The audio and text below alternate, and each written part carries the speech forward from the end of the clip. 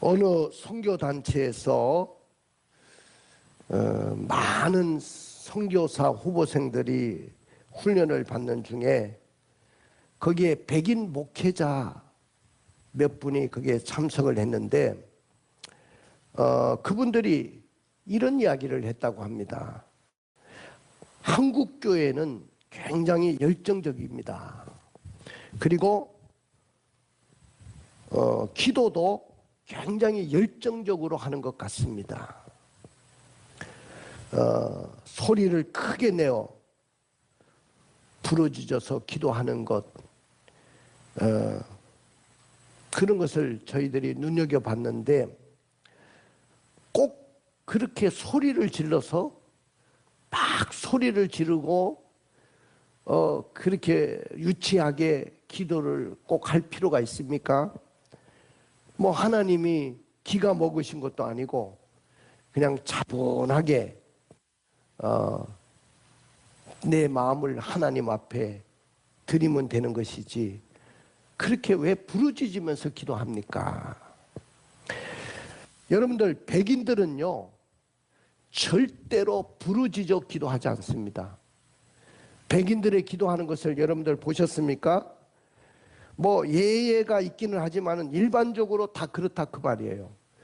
그들은 절대로 부르짖어서 기도하지 않습니다. 그냥 차분하고 그 다음에 침착하고 논리적이고 그렇게 기도를 합니다. 근데 그들에게 부족한 것이 하나가 있어요. 열정이 부족합니다. 인들은 절대로 흥분하는 것을 미숙한 사람으로 여깁니다. 왜냐하면 이것이 그들의 문화예요. 그 문화적인 차이죠. 예를 들어 백인들이 회사에서 노사가 대립을 해가지고 서로 협상이 필요한 상황이 되었다고 합시다. 그 경우에 대표를 맡은 사람들에게 가장 요구되는 것은 어떤 경우에도 이성을 잃지 않는다. 그 다음에 차분하고 침착하게 자신의 논지를 어필한다. 이겁니다. 그러한 사람이 유능한 사람으로 회사에서도 대접을 받습니다. 근데 우리의 경우에는 다르죠. 벌써 노사가 대립이 되면 노동자들이 빨간 띠를 탁 두르고 결사 반대 이러면서 띠를 탁 두르고 협상 자리에도 띠를 두르고 그렇게 나타납니다. 그리고 절대로 기에 밀리면 안 된다. 기싸움에서 절대로 회사 측과 밀리면 안 된다. 어찌하든지 이겨내려고 하는 것이죠. 그러니까 자연적 목소리가 커질 수밖에, 협상에 이르기까지 타결하기까지 굉장히 어려움이 많은 거죠. 자, 어느 쪽이 좋으냐?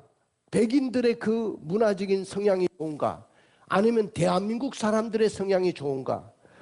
저는 이것을 따지기 전에 이것은 문화의 차이라고 봅니다. 그런데 중요한 것은 우리가 하나님 앞에 부르짖는 기도는 절대로 유치한 것이 아니다는 겁니다.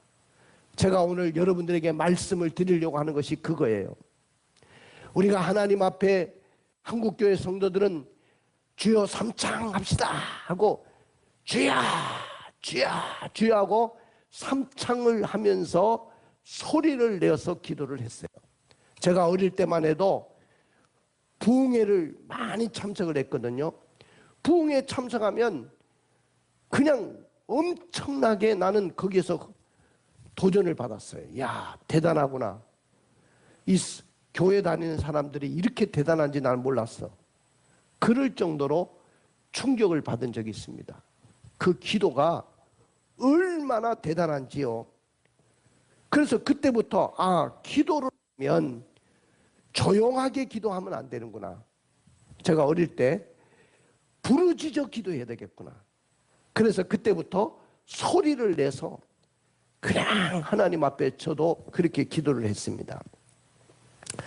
여러분들 부르짖는 기도는 절대로 유치한 기도가 아닙니다. 그렇다고 차분하게 침착하게 조용하게 기도하는 것이 나쁘다고 하는 것도 아닙니다. 근데 저는 이 부르짖는 기도가 유치한 기도요, 무식한 사람들의 천박한 기도라고 생각하는 것에 동의하지 않습니다. 그것은 가장 아름답고 놀라운 기도 중에 하나입니다. 부르짖는 기도는 영광으로 가득한 하나님을 향한 인간의 간절한 염원이 담겨 있고 소망이 담긴 기도입니다. 그것은 세련되고 교양이 넘치는 모습은 아닐지라도 진실되고 거룩하고 영광스러운 기도입니다. 여러분들, 종종 우리는 리더십에 대한 이야기를 많이 합니다. 세상에 이 리더십이라는 것이 과연 뭔가?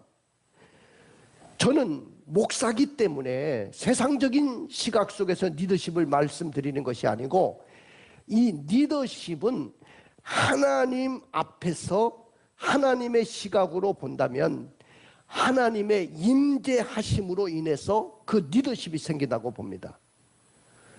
내 배후에, 내 속에 성령님이 역사하고 하나님이 같이 하면, 성도들에게 내 리더십을 인정해 주십시오, 내 리더십을 어필하기 전에 하나님이 벌써 내가 성령 충만하고 은혜가 충만한 그 순간부터 나는 하나님의 임재로 말미암아 리더십이 생기는 것입니다. 이것은 방법도 전략도 아닙니다. 우리가 올바른 리더십을 갖기 위해서는 성령의 임재 없이는 불가능하다는 거예요. 오늘날 주의 사자들인 목사님들에게 그 리더십이 흐르려면 그분에게 성령님이 함께 해 주셔야 되고 성령의 감동함이 있어야 된다는 거죠. 예수님의 비전을 따라가는 것은 바로 성령님과의 동행이 없다면 그건 불가능한 거예요. 세계의 많은 목회자들이 세상에 나가서 전도하고 제자를 삼습니다. 그런데 그들은 성장하지가 않습니다. 왜냐하면 이 비전은 가정이 아니라 성령의 기름 부으심을 통해서 오는 거예요. 성령의 기름 부으심이 아니고는 절대로 하나님의 역사를 일으킬 수가 없다는 것이죠. 사랑하는 성도 여러분, 성경에 보니까 2명의 리더가 있어요. 모두 이스라엘 나라의 왕이었습니다. 그 두 사람은 누구냐 하면은, 첫 번째는 사울이라는 사람입니다. 이 사람은 외모적으로 보면 키가 귀골이 장대했습니다. 다른 사람들보다 머리 이가 더 있었어요. 얼마나 키가 컸겠습니까? 그리고 그분은 위엄이 있었어요. 얼굴도 잘생겼어요. 세상 누가 보더라도 그 사람은 왕의 제목이었어요. 똑똑하기도 하고요. 그런데 오늘 이 사람은 그런 외적인 면에서 장점들이 너무 많았는데도 불구하고 항상 모든 것이 집중이 뭐냐면 자기 자신에게 있었어요. 자신의 재능, 또 카리스마, 또 가정에 집중을 했습니다. 하지만 여러분들, 사울왕을 대신해 가지고 왕의 자리에 오른 다윗 왕은 달랐습니다. 그는 자기 자신에게 집중하지 않고 하나님에게 집중했어요. 늘 하나님을 바라보고, 하나님은 나의 산성이고 하나님은 나의 힘이시고 하나님은 내가 피할 바위시고 요새시고 나의 피난처라고 고백하면서 어떤 상황에든지 하나님에게 집중을 했어요. 다윗은 성령의 기름 부으심과 하나님의 임재를 의지했습니다. 성령님이 주시는 그 은사에 집중했습니다. 하나님의 성품을 갖기를 노력했습니다. 결과는 사울왕의 가문은 몰락의 길을 걸었고요, 다윗의 가문에는 대대의 영원히 왕들이 일어나는 그런 가문이 되었습니다. 축복의 가문이 됐어요. 오늘 본문에 보면은 블레셋과의 전쟁이 있은 후에 하나님의 법궤가 블레셋 전쟁에서 빼앗겼어요. 그때 엘리 제사장의 아들 홈리와 비나스가 전략을 짠 것이 뭐냐면은 법궤를 가지고 나가면 전쟁에서 이길 수 있다고 생각했습니다. 근데 그 전쟁에서는 법궤도 뺏기고 전쟁에서 지기도 하고 그들마저도 전사하고 말았어요. 사울왕은 엘리는 이 소식을 듣고 몸이 비둔해 가지고 의자에 앉았다가 이 비보를 듣고 넘어졌는데 목뼈가 부러져서 죽었습니다. 그리고 난 이후에 오늘 그 법궤가 고국 땅으로 돌아옵니다. 왜냐하면 그 블레셋 나라의 다곤 신당에 이 법궤를 안치해 놨는데 다곤 신의 그 신상들이 목이 다 부러지고 팔다리가 다 부러져 나가가지고 그들이 막 무서워서 이 법궤를 자기 나라에 둘 수가 없고, 그러니까 이스라엘 나라에 돌려주자고 해가지고 수레에 실어가지고 보냅니다. 근데 이 법궤가 돌아온 후에 아비나답이라는 사람의 집에서 40년 동안 그 법궤를 모시고 자기 집에 안치해 놨었습니다. 그런데 중요한 것은 40년을 있다가 그 법궤를 다윗성으로 다윗 왕이 옮기려고 하는 것이죠. 근데 수레에 실어가지고 법궤가 나오다가 막 소들이 막 뛰놀므로 인해 가지고 수레가 덜컹거리는데 법궤가 떨어지려고 하니까, 땅에 떨어지려고 하니까 그 큰아들인 우사라는 아들이 있었는데 이 우사가 법궤를 딱 잡았는데 그 자리에서 즉사하고 말았습니다. 하나님의 거룩한 법궤를 붙잡았기 때문에 이런 엄청난 일들이 일어난 거예요. 그러니까 40년 동안 법궤를 모셨는데 결과는 뭐냐면 큰아들 우사가 그 자리에서 즉사했다는 겁니다. 오늘날 많은 사람들이 예수 믿는 것도 중요하지만 예수 믿은 후에 우리의 가정이 복을 받고 잘 됐느냐는 것이 중요한 거죠. 근데 많은 사람들이 예수를 믿으면서도 자녀들이 복을 받지 못하고 자신도 복을 받지 못하는 삶을 사는 사람들이 많아요. 그렇다면 무엇이 잘못된 겁니까? 하나님이 잘못된 것은 아니고 자신들의 신앙과 믿음이 잘못된 거죠. 자, 이렇게 되니까 모든 사람들, 모든 신하들이 법궤를 모시기를 굉장히 주저하는 거예요. 그런 상황 속에서 여기 보면 오벳 에돔이라는 사람이 모든 사람이 법궤를 자기 집에 들여오지 않으려고 하는데 두려워하고 다윗 왕마저도 다윗성으로 법궤를 모셔오는 것을 주저하고 있었는데 오벳 에돔이라는 사람이 전하 왕이시여 저희 가정에 모시겠습니다. 저희 가정에 모시죠. 그래서 법궤를 다윗성으로 오던 법궤를 돌려서 오벳 에돔이라는 사람의 집에 법궤가 갑니다. 근데 얼마나 있었느냐 하면은 단 3개월입니다. 3개월. 1년도 아니고 6개월도 아니고 단 3개월을 법궤를 모셨는데 성경에 뭐라고 기록됐는지 볼까요? 사무엘하 6장 11절 한번 읽어봐요. 여호와의 개가 가드 사람 오베데돔의 집에 석 달을 있었는데 여호와께서 오베데돔과 그의 온 집에 복을 주시니라. 석 달을 오베데돔의 집에 모셨는데 그 집이 복을 받았다는 거예요. 그 자손들이 그 식구들이 다 복을 받았어요. 나는 여러분들이 예수를 믿음으로 이런 역사들이 여러분의 가정에도 일어나기를 주님의 이름으로 축복합니다. 예수 믿으면 반드시 복이 따르는 거예요. 가문이 잘 되고 자손들이 잘 되는 것이 그것이 바로 예수 믿는 이유 중에 하나입니다. 근데 오벳 에돔의 집과 그의 모든 소유에 복을 주셨다는 이야기를 듣게 되죠. 다윗 왕이 그 이야기를 듣고 그러면 하나님의 궤를 다시 다윗성으로 모셔드려야 되겠다. 이래서 다윗이 하나님의 영에 충만해 가지고 기쁨을 이기지 못하고 법궤를 모셔오는데 법궤 앞에서 그 모습이 어땠냐면 막 춤을 추는 거야. 덩실덩실. 왕이 막, 여러분들 왕이라면 위험이 있잖아요. 여러분들 왕의 걸음걸이도 위험이 있고 모든 것이 위험이 있는데, 위험이 있는 왕이 그냥 덩실덩실 춤을 추는 겁니다.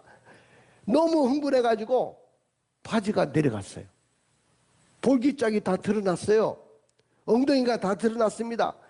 그런데도 춤을 추는 것을 멈추지 않습니다. 너무 기쁘고 즐거웠어. 왜? 하나님의 법궤가 자기의 궁궐 다윗성으로 돌아온다는 것이 얼마나 기쁩니까? 한 나라의 국왕이 많은 대소신료, 많은 백성들이 보는 앞에서 교양 없는 모습으로 보였던 것이 분명합니다. 그러나 그 모습을 본 다윗의 아내 미갈이 이스라엘 왕이 오늘날 어떻게 영화스러운지, 이것이 칭찬입니까? 아니면은 저주입니까? 비아냥입니까? 비아냥거리고 있는 거예요. 그래서 그녀는 저주를 받았어요. 읽어볼까요? 사무엘하 6장 12절을 읽어주세요.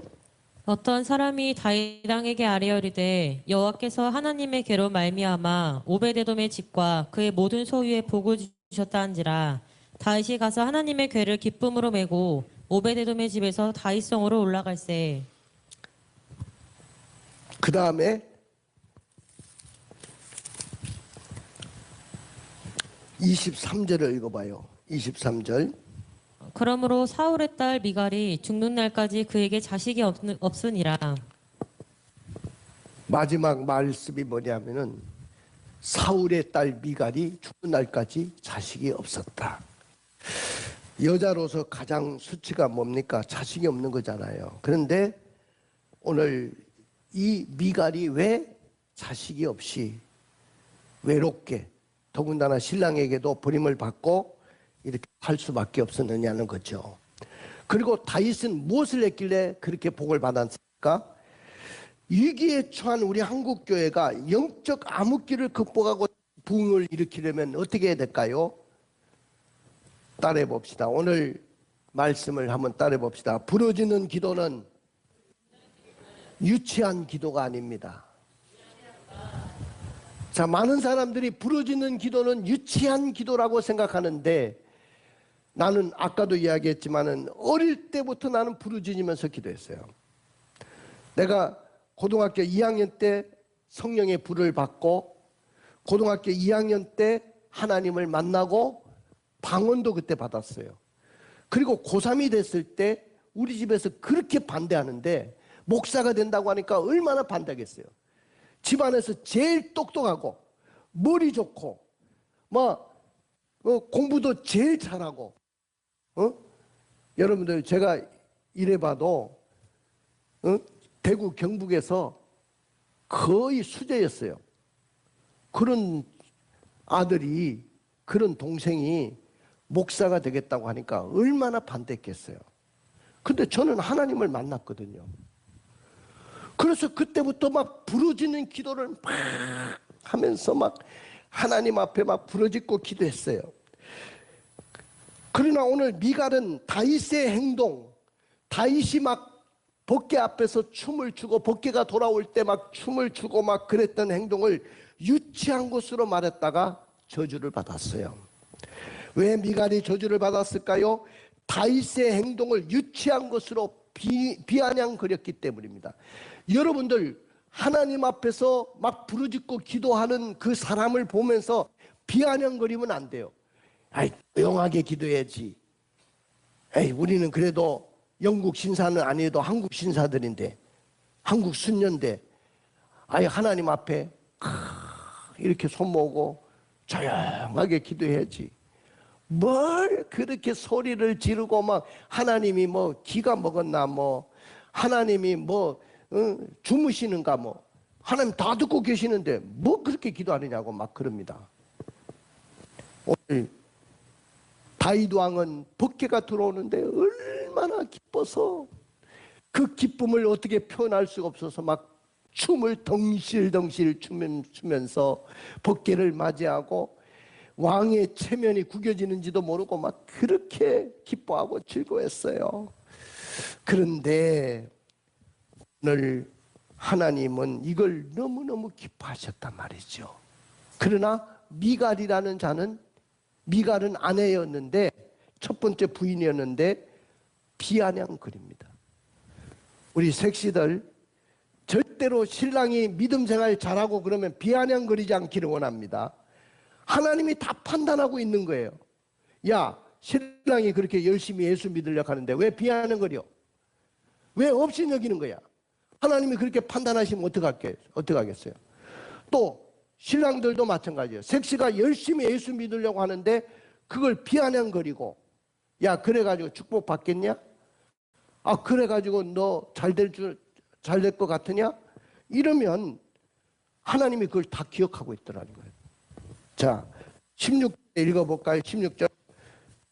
여호와의 개가 다윗성으로 들어올 때 사울의 딸 미갈이 창으로 내다보다가 다윗 왕이 여호와 앞에서 뛰놀며 춤추는 것을 보고 심중에 그를 업신여기니라.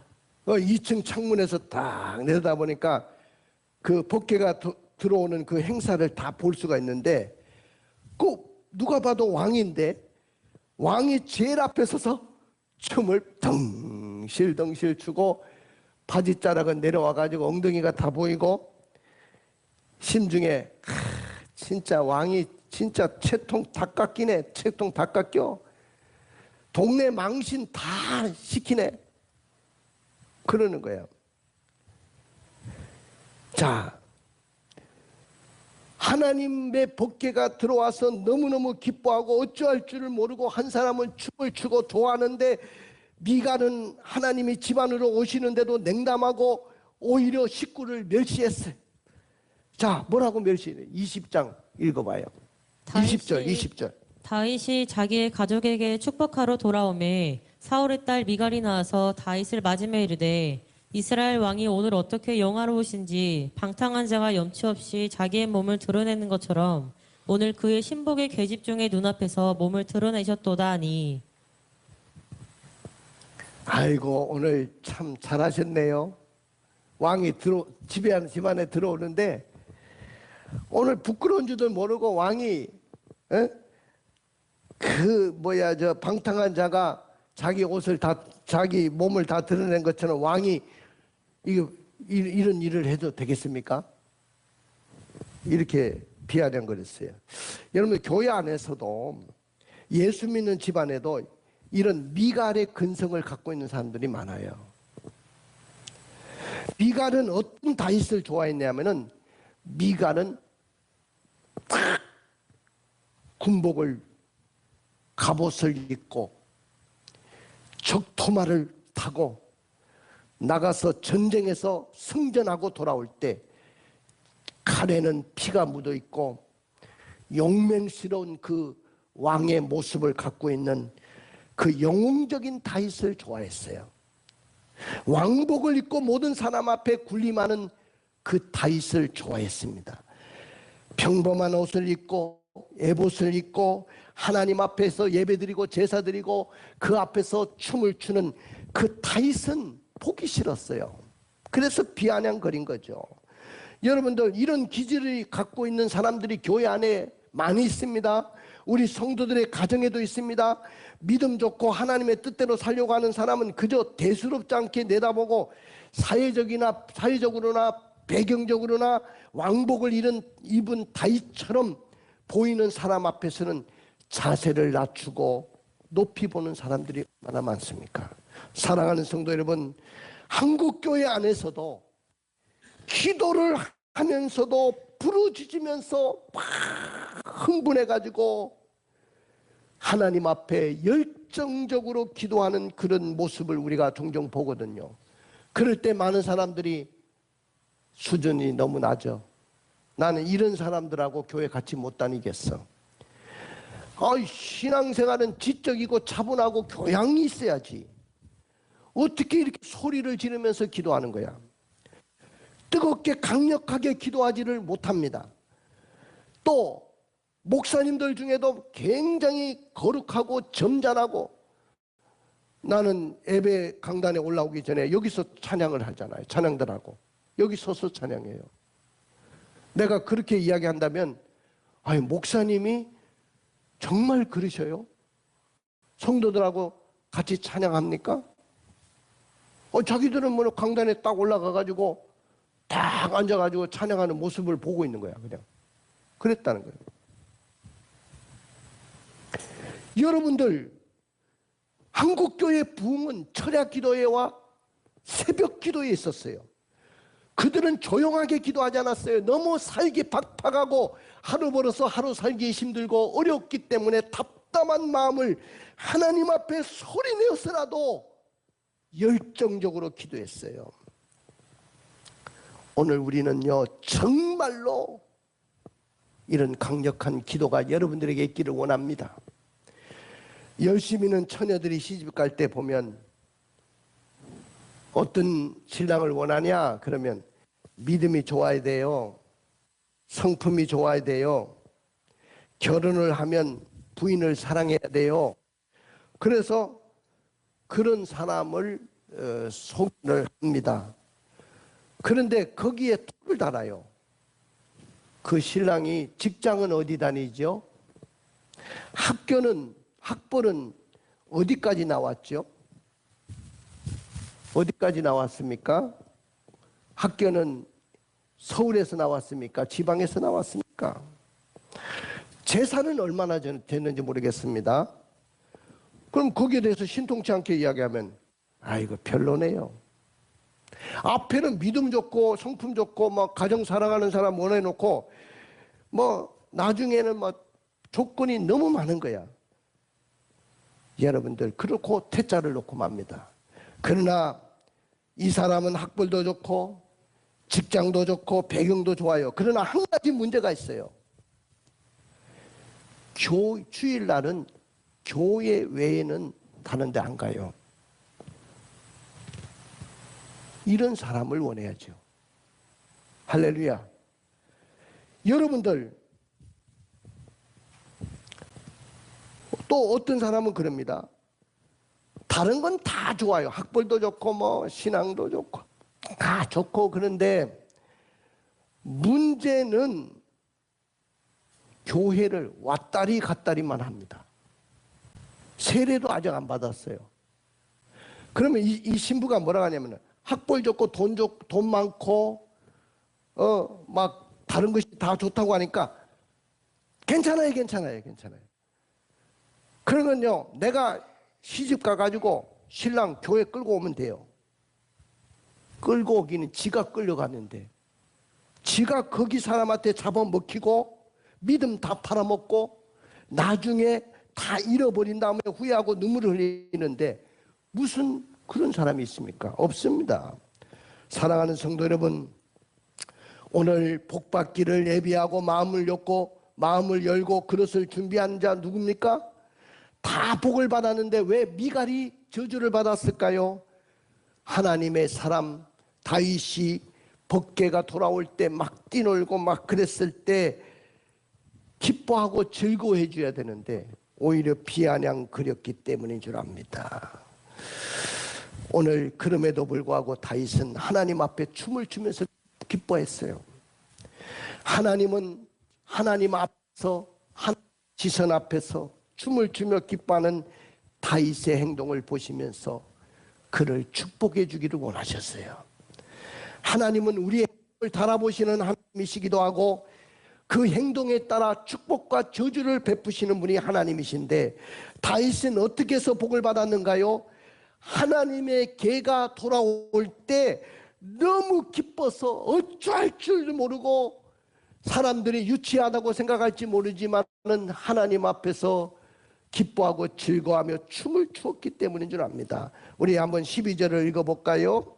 어떤 사람이 다윗 왕에게 아뢰어리되 여호와께서 하나님의 괴로 말미암아 오베데돔의 집과 그의 모든 소유에 복을 주셨다한지라. 다윗이 가서 하나님의 괴를 기쁨으로 메고 오베데돔의 집에서 다윗성으로 올라갈세. 14절 읽어볼까요? 다윗이 여호와 앞에서 힘을 다하여 춤을 추는데 그때 다윗이 배에 에봇을 입었더라. 그 다음에 15절. 다윗과 온 이스라엘 족속이 즐거이 환호하며 나팔을 불고 여호와의 궤를 메어오니라. 자, 16절에 읽어보겠습니다. 여호와의 궤가 다윗성으로 돌아올 때 사울의 딸 미갈이 창으로 내다보다가 다윗 왕이 여호와 앞에서 뛰놀며 춤추는 것을 보고 심중에 그를 업신여기니라. 오늘 다윗은 사람의 보기에는 어떻게 할지 모르겠지만은, 유치하다고 생각할지 모르겠지만은, 다윗은 법궤 앞에서 춤을 췄어요. 어찌할 바를 몰랐습니다. 정성을 다했습니다. 너무 기뻐했습니다. 그리고 하나님의 법궤를 모셨습니다. 사랑하는 성도 여러분, 산을 좋아하는 사람에게 물어봅니다. 맨날 등산하는 사람에게 왜 산에 올라요?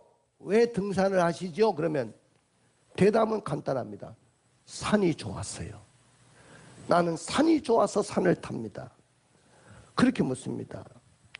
여러분들, 당신은 왜 하나님을 모시는가요? 당신은 왜 하나님을 믿으시는가요? 딱 한마디로 말씀할 수 있어야 돼요. 나는 하나님이 좋아서요. 믿습니까? 나는 하나님이 좋아서 교회를 나가고 예수를 믿는 거예요. 이 대답이 나와야 돼요. 어떤 사람이 복을 받습니까? 하나님을 최고로 놓고 생각하는 사람이에요. 그 다음에 그래서 다윗이 얼마나 축복을 받았습니까? 우연히 세상의 부자가 된 것이 아니에요. 오늘 세상의 최고의 부자는 다윗이었어요. 다윗은요, 금이 10만 달란트, 은이 100만 7천 달란트를 가지고 있었대요. 이것을 화폐로 환산하면 1200불이랍니다. 미국 전체에 유통되는 현금의 2배가 될 정도로 다윗은 많은 재산을 가졌대요. 근데 그 재산을 하나님 앞에 또 다 드렸어요. 내가 빈손으로 왔는데 내가 내 것을 하나님 앞에 드릴 수 있어서 너무 감사합니다 하고 다 드렸던 사람이에요. 성전 짓는 데 드렸습니다. 그래서 하나님이 얼마나 축복했냐면 위대한 음악가가 되게 만들고 시인으로 만들어 주시고, 그냥 음악하는 사람이 아니고 그 음악을 할 때 귀신이 막 떨며 도망갔어요. 그는 그냥 시인이 아니고 그냥 글을 쓰는 사람이 아니고 다윗의 시편 23편, 여호와는 나의 목자시니 내게 부족함이 없으리로다. 그가 나를 푸른 풀밭에 누이시며 실만한 물가로 인도하시는도다. 이 시편 23편 하나 가지고 박사학위를 받은 사람이 100명도 넘습니다. 위대한 시인으로. 그 다음에 위대한 정치가였습니다. 그는 왕의 자리에 올랐을 뿐만 아니고 세상의 모든 나라들을 그가 왕의 자리에 있을 때 호령할 만큼 팔레스타인 그 전 지역뿐만 아니고 그 중동의 모든 지역을 다 장악했던 왕이었어요. 그리고 그는 영원한 왕이었어요. 그의 혈통에서 예수 그리스도가 탄생했죠. 그러니까 영원한 왕으로 그 왕위가 계승됐습니다. 왜 다윗이 이와 같이 축복을 받았을까요? 이유는 단 한 가지입니다. 그만큼 하나님을 높이고 좋아하고 사랑했기 때문입니다. 할렐루야. 가슴에 손을 얹어 보십시오. 눈을 감아 보십시오. 부러지는 기도는 유치한 것으로 비아냥거린 것이 아닙니다. 부러지는 기도는 지적이고 차분하며 교양 있는 자세를 유지하면서 기도하는 것도 아닙니다. 부러지는 기도는 하나님 앞에서 뜨겁게 강력하게 기도하는 거예요. 사랑하는 성도 여러분, 오늘 결단하고 유치하다고 생각하지 말고 우리 부르짖어 기도 한번 해봅시다. 우리의 삶 속에 많은 힘들고 어려운 문제들이 많아요.